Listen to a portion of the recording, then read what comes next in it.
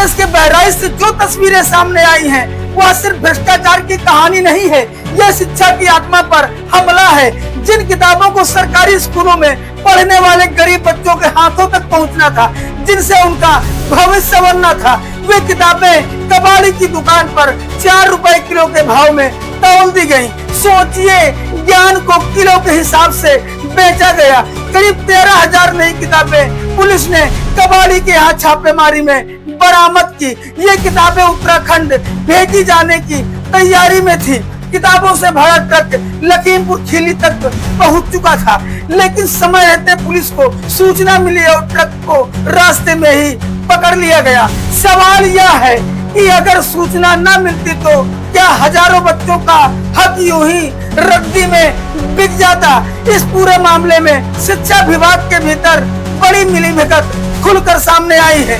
BSA कार्यालय का 4th class कर्मचारी आलोक मिश्रा गिरफ्तार है। कबाड़ी दिलशाद, शुभंकर गुप्त और अर्जुन भी सलाखों के पीछे हैं। कर्मचारी आशुतोष सिंह, दीपक कुमार और अतुल सिंह को बर्खास्त कर दिया गया है।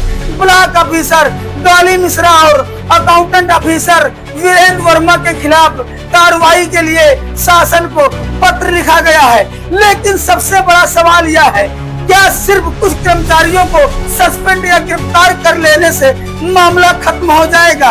क्या इतनी बड़ी मात्रा में किताबें बिना किसी बड़े अधिकारी की जानकारी के कबाड़ में बिक सकती थी? क्या यह संभव है कि पूरा तंत्र अनजान था, या फिर सच यह है कि शिक्षा का यह पूरा महकमा ही इस खेल में शामिल था? सरकारी स्कूलों में पढ़ने वाले बच्चे पहले ही संसाधनों की कमी से जूझ रहे हैं। कई बच्चे आज भी किताब न मिलने की वजह से पढ़ाई में पिछड़ जाते हैं। ऐसे में अगर किताबें ही चोरी होकर बिकने लगे तो फिर सब पढ़े जैसे नारे क्या सिर्फ दीवारों तक सीमित रह जाएंगे? 4 रुपए किलो, क्या इतनी सस्ती है हमारे बच्चों की पढ़ाई? क्या इतनी सस्ती है उनकी मेहनत, उनके सपने, उनका भविष्य? जब एक एक परिवार अपने बच्चे को पढ़ाने के लिए संघर्ष कर रहा है, तब विभाग के भीतर बैठे कुछ लोग उसी भविष्य को कबाड़ में बेच रहे हैं। यह सिर्फ आर्थिक घोटाला नहीं, यह नैतिक दिवालियापन है। प्रशासन ने कार्रवाई की है, लेकिन जनता जवाब चाहती है। यह जानना जरूरी है कि किताबों की आपूर्ति, भंडारण और वितरण की मॉनिटरिंग कौन कर रहा था? जिम्मेदारी किसकी तय होगी? और सबसे अहम, क्या भविष्य में ऐसी घटना दोबारा न हो, इसके लिए ठोस व्यवस्था बनाई जाएगी? बहराइच की यह घटना पूरे सिस्टम के लिए चेतावनी है। अगर शिक्षा सुरक्षित नहीं है तो फिर कुछ भी सुरक्षित नहीं है।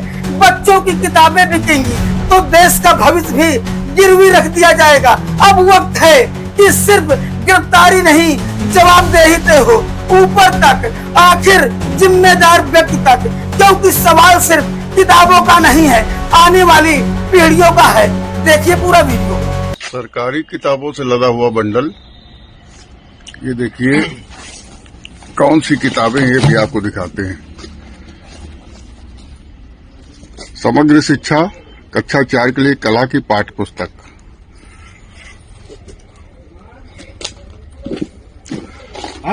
और ये निःशुल्क वितरण है। 2026-27 की किताबें हैं।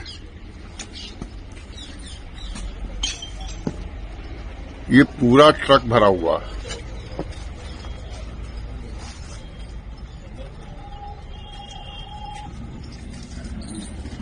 ये देखिए यहाँ कबाड़ की दुकान है। कबाड़ की दुकान पे ये किताबें आई हैं।